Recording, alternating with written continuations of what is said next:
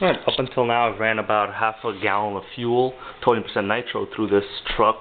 This is the Exceed RC 110 scale nitro rally monster. It's from Nitro RCX.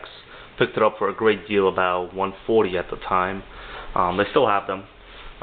Let me just give you my impressions of the car, you know, how it's held up, anything like that. Anything, you know, future customer would want to know. One little thing that I did notice right here, you can see this little indentation on the body. That was caused by the shorty antenna tube, actually. It was too long from the factory, and then when I installed it, and the body did flip one time with the car, that's what it caused in the roof. So, not very well thought out. Had to cut that by about a centimeter. Here we go. The inside. Durability-wise, it's held up pretty well. Haven't broken anything at all. Even after doing a couple jumps, nothing too major, you know, doing some top speed runs. It's been pretty good. One of the main things I did have to adjust from the fact that I was, you know, fully incorrectly set was the 2-speed. The shift point was just very, very off. I had to disassemble the whole unit and adjust the clutch, the 2-speed shifting mechanism. Otherwise, now it shifts fine. So, you know, if you know what you're doing, you can have yourself a nice, cheap 2-speed truck here. The worst thing that I guess is the worst offender is the suspension. You can see the way I'm moving it here. It's just very, very bouncy. And this is already with rebuilt shocks with 35 weight oil, so it shouldn't be this bad. But I guess the shock system itself isn't very good. But they do have nice aluminum caps. They haven't broken, and they don't leak any oil, so that's good. Front suspension is about the same, and it tends to be a little firmer. By the way, right here, these look like nice shock mounting positions, but if you look at the other side, these are not the holes, and there's pretty much nowhere for them to match up. So that's a little bit, well, there's 2 holes here, but honestly I would probably never use these positions. Suspension adjustability not very good, but even with the stock setup, it drives fairly nice. It does have like a nice scale, short course appearance, mainly because of the suspension here, the way it sways and the turns. It's fairly realistic. It's smooth. It doesn't bottom out. You know, it's a good beginner truck. The wheels aren't bad. They look fairly nice with nice soft compound on them. Although if you notice this rim right here, it's nice and red. This rear rim is partially red.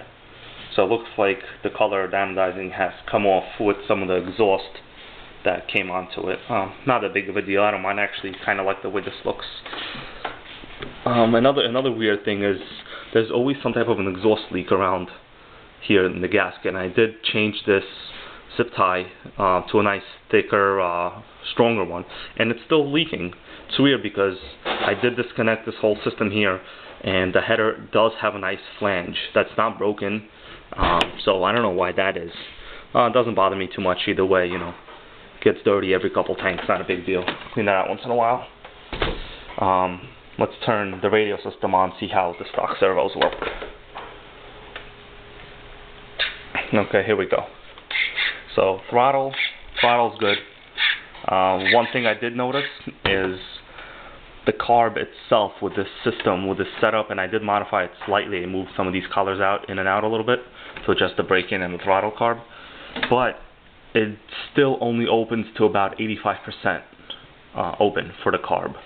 That's weird. It has something to do with the way this geometry works here.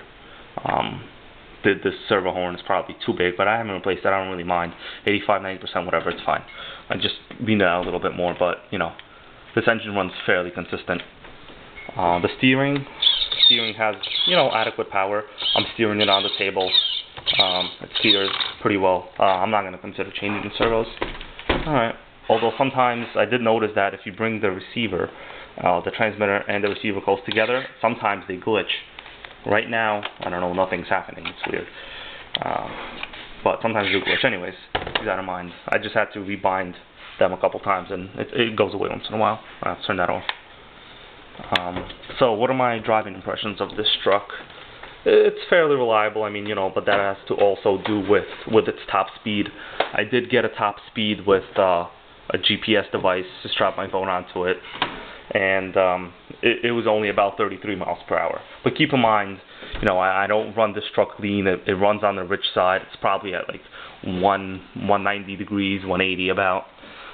So you could definitely get a couple more miles per hour out of it. Not a big deal. What else? What else is there?